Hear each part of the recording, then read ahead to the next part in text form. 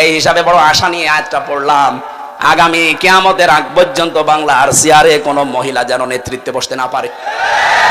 হ্যাঁ, পুরুষ মানুষ আসুক, কথা বলেন না কেন? যেই মহিলা থাকবে সেখানে আপনি থাকবেন না, এটা মনে হয় রাজনীতি হয়ে গেল। হ্যাঁ, এটা রাজনীতি। আমার মনে হয় বাকি কথা না বললেও আপনারা বোঝেন।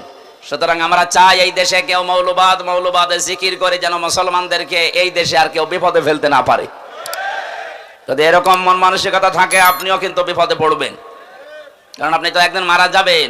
হিন্দু হলে নাই আপনাকে পুড়িয়ে ফেলতো, খ্রিস্টান হলে নাই ওইভাবে আপনাকে নিয়ে যেত বিদায় দিতে। আপনি তো মুসলমান দাবি করেন, তখন আপনার জানাজা পড়াবে কে? মৌলবাদী বলে যে গাল দিচ্ছেন। আমরা চাই এদেশে কোনো মানুষ যেন মুসলমান এবং আলেমদেরকে মৌলবাদী বলে গালি না দেয়, এ দাবি আপনারা করেন না? এই জন্য 2006 সালের